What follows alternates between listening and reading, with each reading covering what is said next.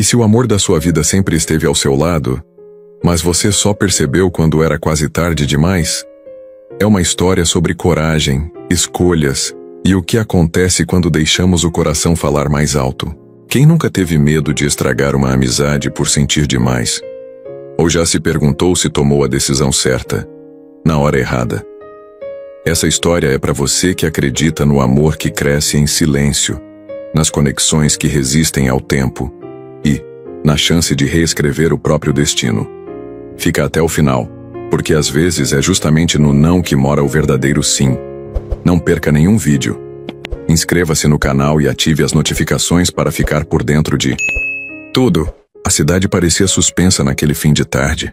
Céu avermelhado, buzinas distantes, cheiro de café recém-passado no ar.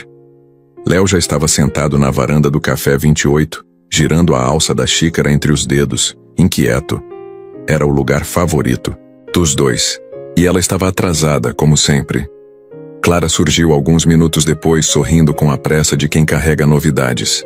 Jogou a bolsa na cadeira, sentou-se de frente para ele e disse antes mesmo de respirar direito: "Promete que não vai me chamar de maluca?" Léo levantou uma sobrancelha encostado na cadeira. "Maluca é sua configuração padrão, mas vai, manda." Ela riu. Aquela risada. Ele sentia falta mesmo antes de saber que sentiria. "Vou para Londres, 6 semanas. Fui escolhida pela empresa para representar a equipe nas negociações com os ingleses." Por um momento, Léo parou.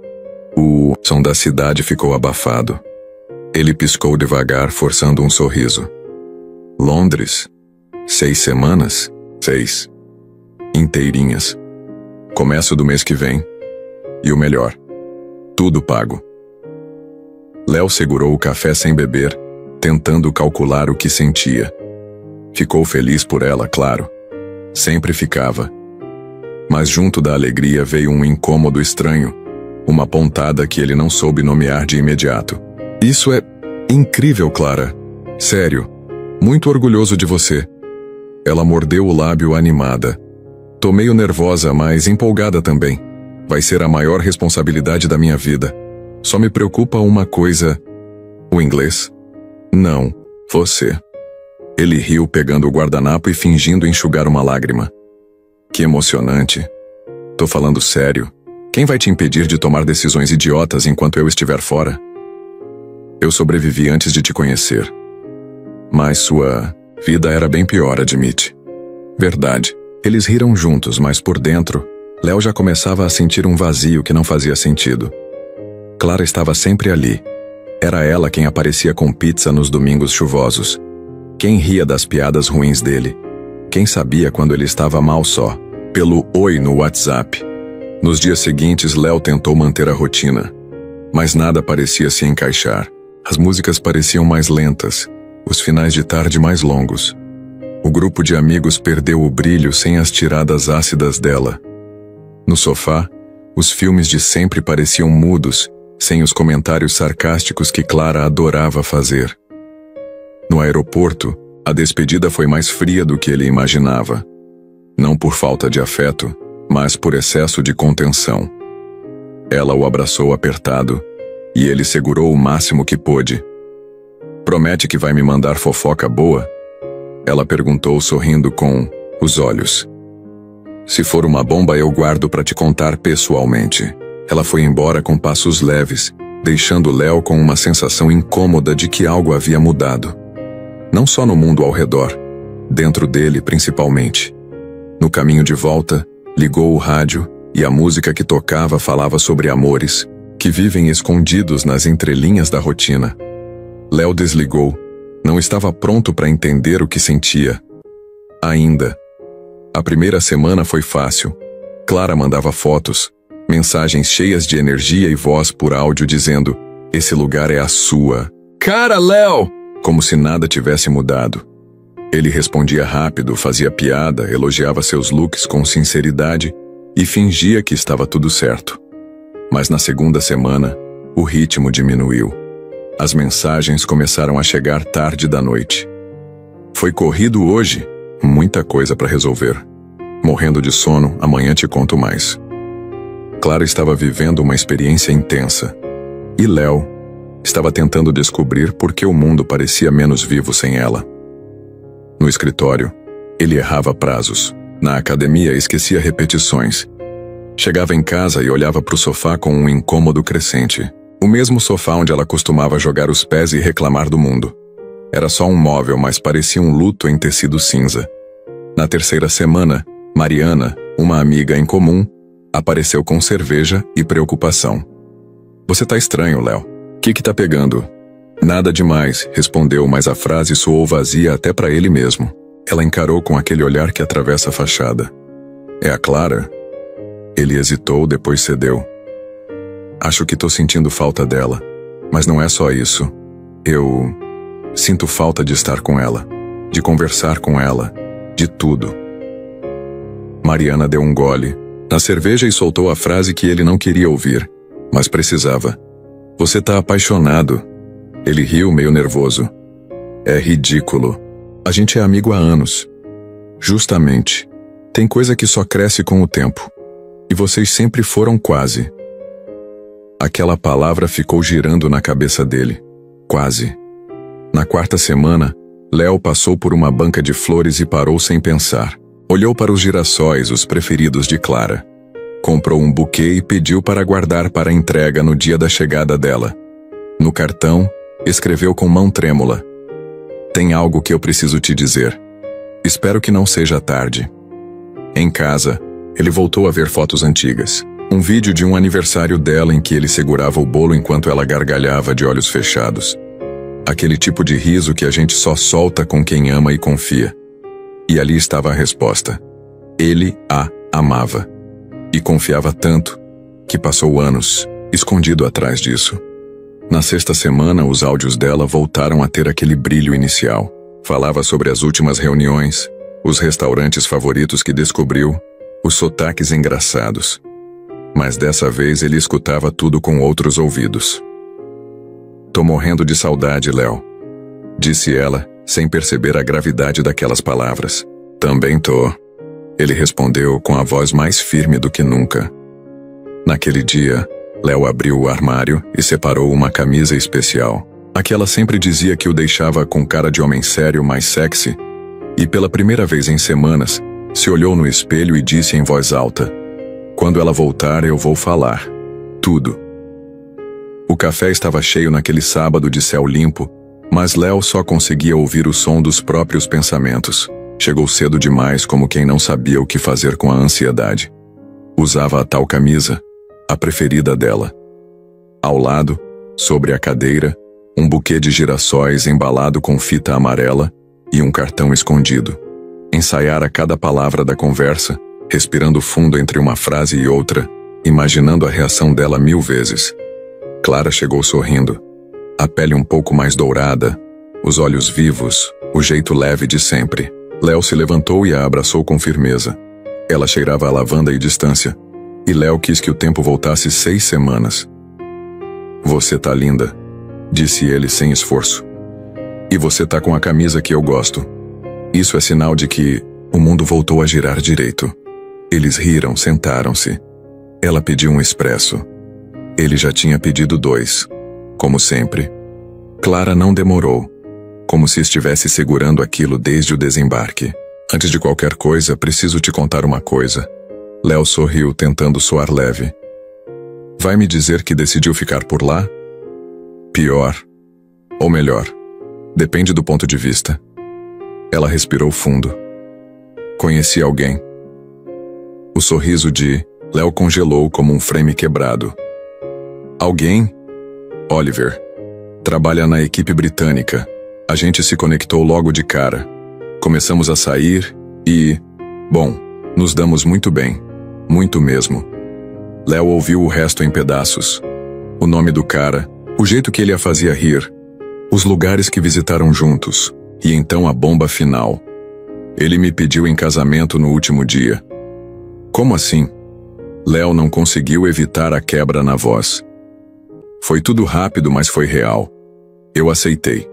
Ela mostrou o anel, discreto, elegante, frio. Então, você tá noiva? Clara assentiu, os olhos procurando aprovação. Eu sei que parece absurdo, mas tudo com ele fez sentido. Parece que a vida resolveu dar uma acelerada, sabe? Léo tentou sorrir. Tentou ser o amigo, o racional, o que sempre apoiava. Mas sentia o corpo inteiro contraindo. Que sorte a dele, sério. Ela tocou a mão dele por cima da mesa. Não queria te contar assim, jogando, mas, bom, a gente quer que você seja padrinho. Ele encarou os girassóis por um instante. Estavam tão vivos quanto ele se sentia morto por dentro. Padrinho? É claro. Você é meu melhor amigo, Léo. Sempre foi. Ele demorou a responder, e quando o fez, sua voz era um disfarce. Claro. Vai ser uma honra.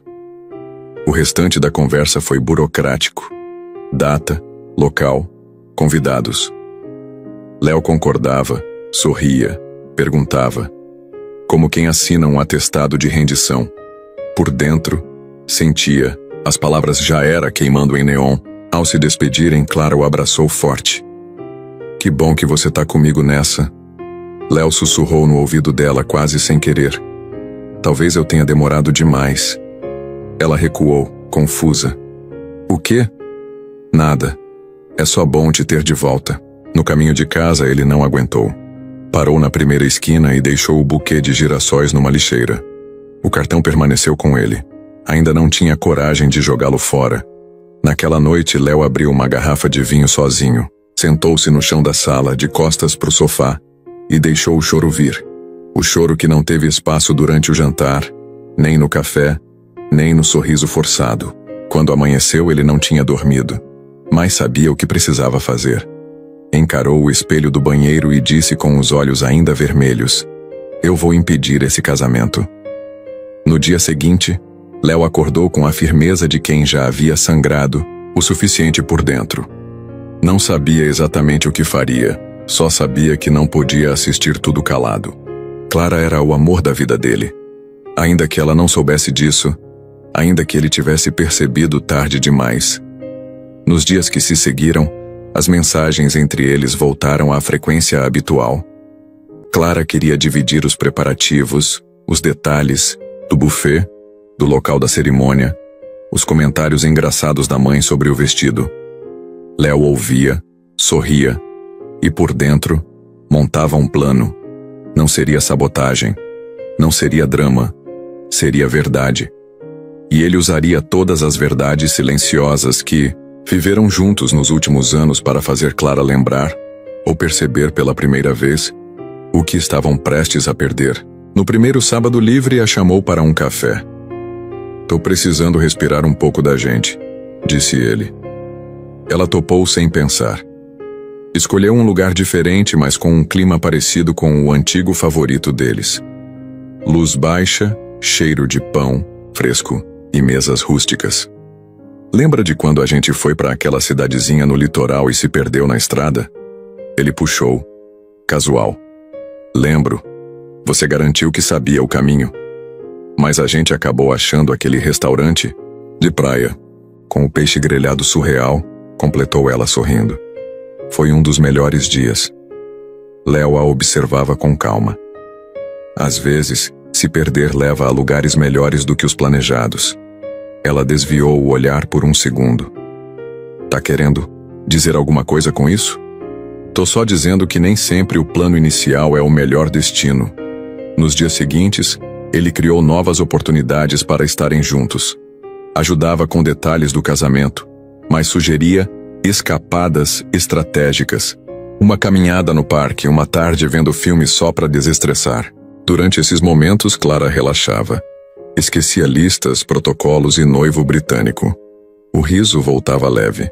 Os olhares demoravam um pouco mais. E os silêncios, aqueles silêncios, voltavam a dizer tudo. Uma noite, ao saírem de um cinema, ela o olhou por tempo demais. Você tá diferente, disse quase como uma constatação. Talvez eu só esteja sendo quem sempre fui, mas agora sem esconder. Ela mordeu o lábio incomodada. Você tá me confundindo. Eu não quero te confundir. Quero que você pense no que realmente sente. Eu vou casar, Léo. Hein? Mas com quem você quer acordar todo domingo? Clara não respondeu. Apenas entrou no carro com os olhos marejados. Uma semana depois apareceu de surpresa no apartamento dele. Estava de moletom, com o cabelo preso e o rosto cansado. Na mão, vinho barato e 2 taças de vidro riscado. Tive um pesadelo. Sobre o casamento. Sobre mim vestida de noiva e todo mundo esperando. Mas eu estava vazia por dentro. Léo não disse nada. Só abriu espaço no sofá, serviu o vinho e colocou um filme antigo. O silêncio entre eles foi mais honesto do que qualquer fala. Durante o filme, ela deitou a cabeça no ombro dele. O coração dele acelerou, mas ele não se moveu. Às vezes eu penso, ela começou com a voz baixa, que talvez a gente tenha ignorado alguma coisa entre nós, porque dava medo de estragar tudo. Ele olhou para frente. Eu nunca quis estragar, mas agora, Clara, acho que o que está em risco é bem maior do que a nossa amizade. Ela suspirou. Eu vou embora antes que a gente cruze uma linha da qual não dá para voltar. Se levantou devagar, como quem carrega mais do que mostra. Na porta virou-se. Você ainda vai no casamento, né? Vou. Mesmo com tudo isso? Principalmente por tudo isso. Clara foi embora com os olhos perdidos e os passos incertos. E Léo sabia. A linha já tinha sido cruzada há muito tempo. A véspera do casamento amanheceu cinza, como se o céu tivesse sentido o peso no peito de Clara. Tudo estava pronto. Vestido passado, alianças polidas, salão decorado. Os familiares britânicos haviam chegado e se encantavam com a beleza tropical da cidade, enquanto os brasileiros circulavam com a típica leveza desconfiada diante de tanta formalidade. Mas Clara não estava presente em nada disso. Desde o amanhecer ela andava pela casa da mãe como quem busca ar incômodo sem janelas. Não conseguia comer, não conseguia se olhar no espelho sem ouvir a própria dúvida ecoar como um alarme silencioso. Oliver, como sempre, era impecável, gentil, prestativo, atento. Mas havia uma distância emocional entre eles que, até então, ela fingia não ver. Ele parecia apaixonado pela versão dela que conheceu, a Clara executiva, eficiente, que toma decisões rápidas. Mas e a Clara confusa, ruidosa, bagunçada?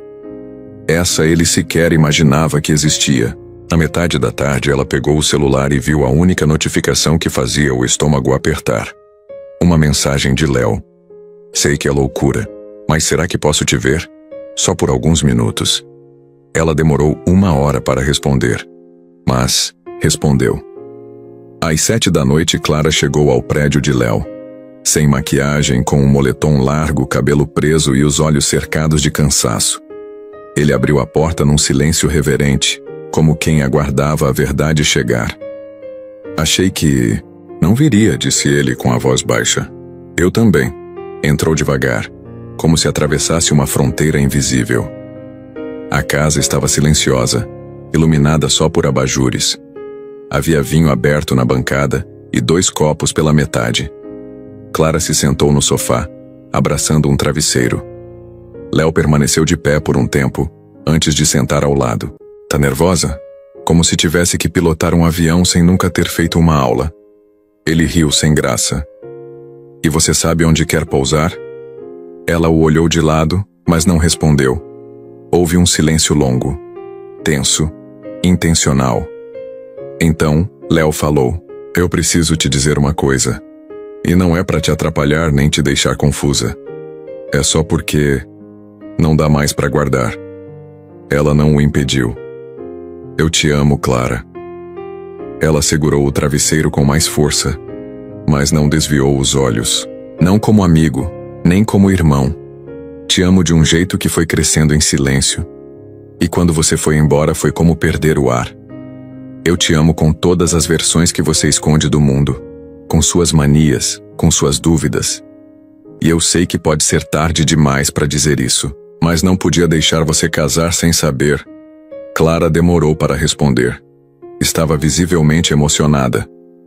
Por que você demorou tanto? Porque eu tinha medo. Porque você era tudo que eu não queria perder. E só agora percebi que o risco maior é viver sem você. Ela se levantou e foi até a janela. Ficou alguns segundos encarando a cidade.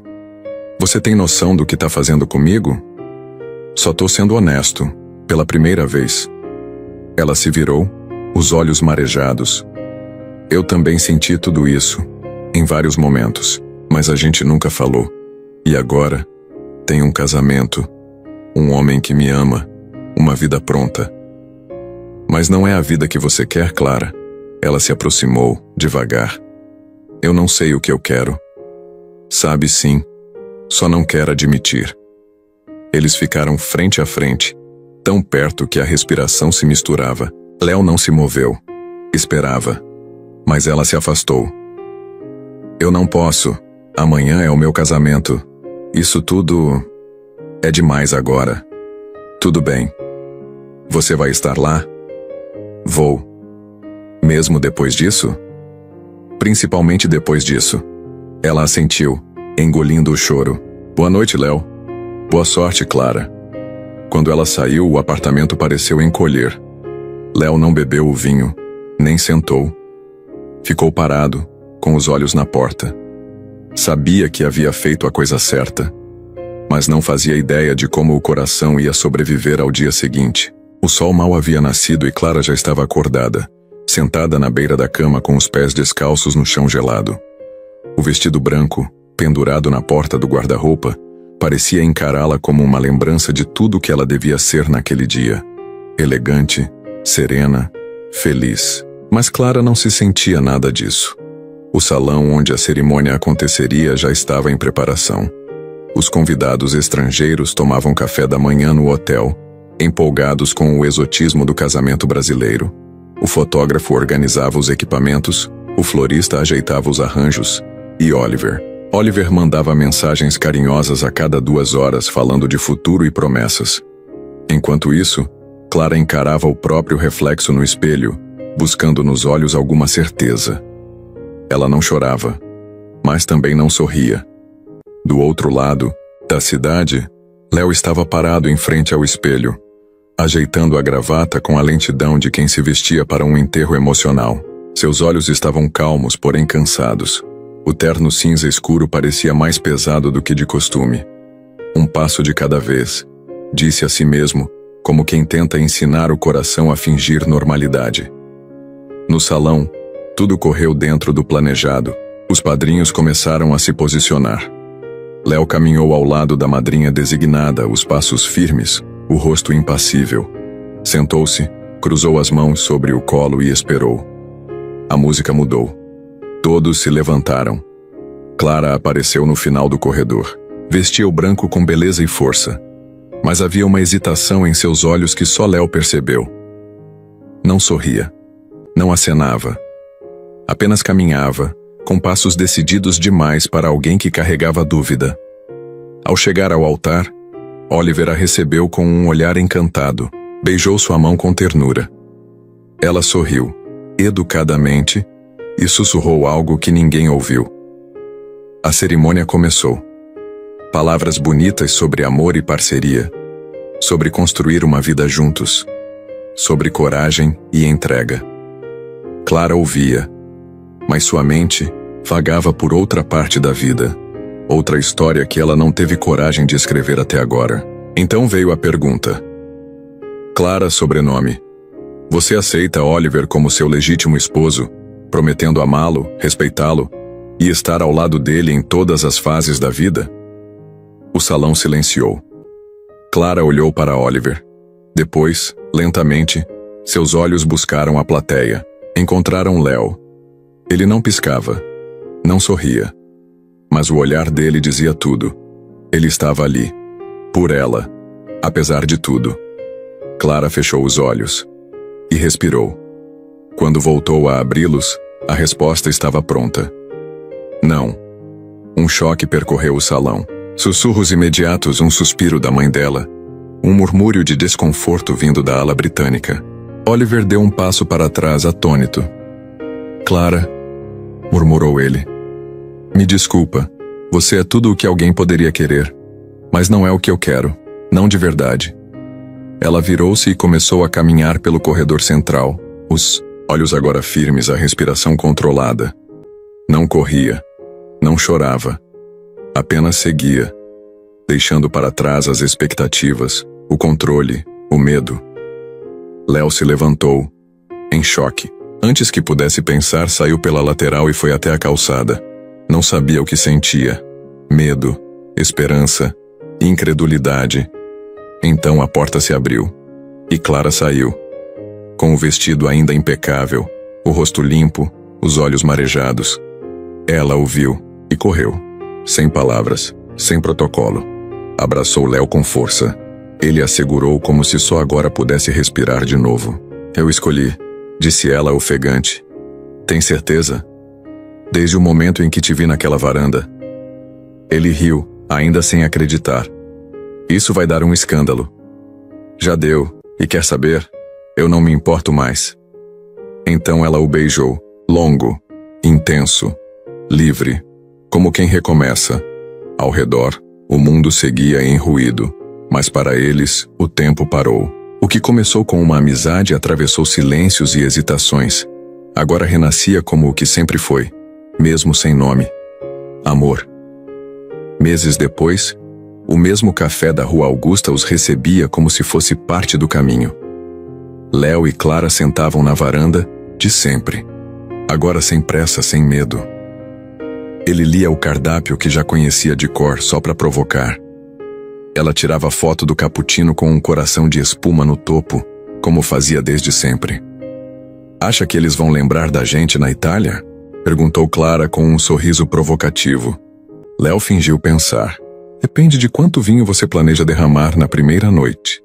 Ela riu apoiando o queixo nas mãos. Usava um anel novo no dedo. Simples, dourado, escolhido a 2, sem pompa, sem pressa. Sabia que minha mãe ainda comenta da fuga no altar? A minha também. Diz que eu devia ter trazido um buquê para te receber no portão. Eu teria chorado mais. Teria sido bonito, disse ele, e então com um brilho nos olhos. Mas nada supera o seu... Não. O garçom trouxe os pedidos. Eles brindaram com café. Do lado de fora a cidade seguia seu fluxo. Mas ali, entre olhares antigos e promessas novas, 2 corações sabiam exatamente onde estavam. E finalmente pertenciam. Alguns amores não nascem em tempestades nem chegam com explosões. Eles crescem em silêncios divididos, em café sem pressa, em olhares que se acostumam, mas nunca se cansam. Léo e Clara descobriram que o verdadeiro amor não precisa de certezas imediatas, mas sim de coragem. Coragem para assumir que o que parecia confortável era, na verdade, precioso demais para ser deixado escapar. Porque às vezes, o amor mais verdadeiro é aquele que sempre esteve lá, discreto, fiel, paciente, à espera do momento em que 2 corações finalmente param de fugir um do outro e escolhem, enfim, ficar. Não por falta de opções, mas porque perceberam que, em meio ao caos e às promessas do mundo, só fazem sentido juntos. Se gostou, imagina o que vem por aí. Inscreva-se no canal e não perca nada.